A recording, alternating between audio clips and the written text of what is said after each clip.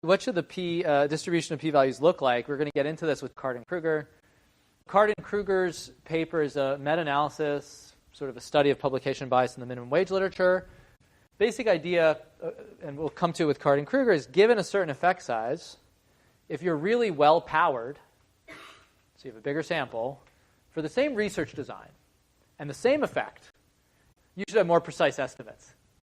Therefore, t-statistics should be larger. Like, that's a pretty simple idea, and that's going to be the starting point of Card and Krueger's paper. They're going to ask whether this actually holds. Not in a literature with like 3 studies. It's going to be like 15 to 20 studies by the time they do their review in the mid-90s. So a decent body of literature on a very important policy question. Okay, so they're going to be focusing on what happens to employment when the federal minimum wage goes up. Critical policy question. And what they find is, their starting point is say, well, there was this kind of older cross-sectional literature of these 15 to 20 studies, and they tend to find these negative employment effects. But the more recent cross-sectional literature, using better research designs, actually, tend to find pretty minimal effects, either smaller negative effects or zero effects. And I say, okay, why is that? One possibility is the research design is different. You think you're estimating the same thing, but you're actually estimating something different. That's one possibility. Another possibility they bring up, which is interesting, is, well, maybe effects are changing over time. Like maybe back in the 70s, when the first studies came out, there was a certain effect of the minimum wage, but now in the 90s, it's different. Like the economy changed. Other policies changed. The labor market changed. So there's a couple of reasons why you might see differences in different sets of estimates, but their preferred explanation, what they're going to come to and show a lot of evidence for, isn't that at all. They're basically going to argue that there's just like pervasive publication bias in the older literature.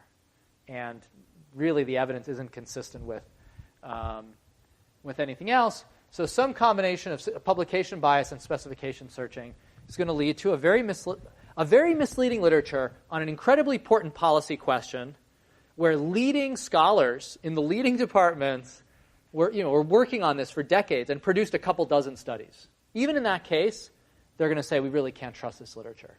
So that's pretty important. This isn't some esoteric sort of exercise. This is really important stuff. People are testifying in front of Congress about major economic policy changes, and based on 20 studies, and they're going to say these studies do not have evidential value.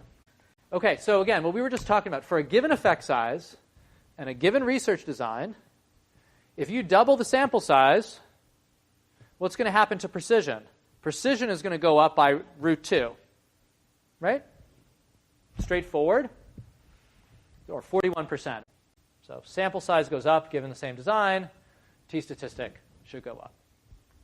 So do they see that? When they have more data, do they see t-statistics that are twice as large? Well, this is the square root of the degrees of freedom. This is the square, the absolute t-ratio. So there's just this really striking pattern, which is most of these studies have t-statistics just above 2 in these cases. There's just this cluster of studies, right over here with values of 2. And there's a couple that are, off that line. When they do regress the log t-stat on log degrees of freedom, instead of getting a slope of 1, they get a negative slope. So this is deeply problematic. If it were 0, it would also be really problematic. It's negative. So it's like the folks out here with big samples, given the same effect size, right? Big samples should have bigger t-statistics. These guys out here just get zeros. Like when you get lots of data, you get a 0. When you have a little bit of data, you just creep above a t of 2 somehow.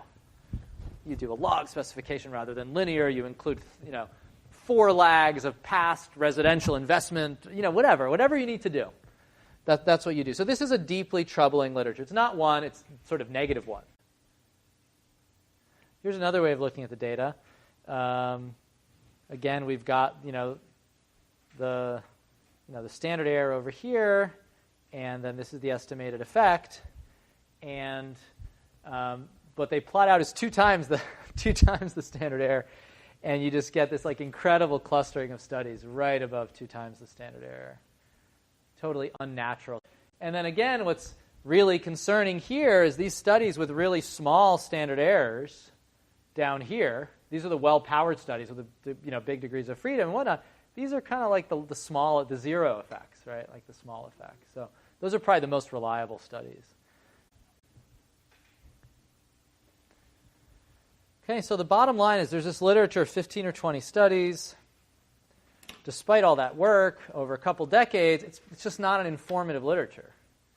There's so much just obvious, blatant publication bias in the literature that we really don't know what to make of it. And what they said is, look, there's this recent cross-sectional study that's well-powered with better designs that shows zero effects, and that's what we should be paying attention to. And they're like, oh, that's our literature. Those are the papers we wrote. So, and they were right.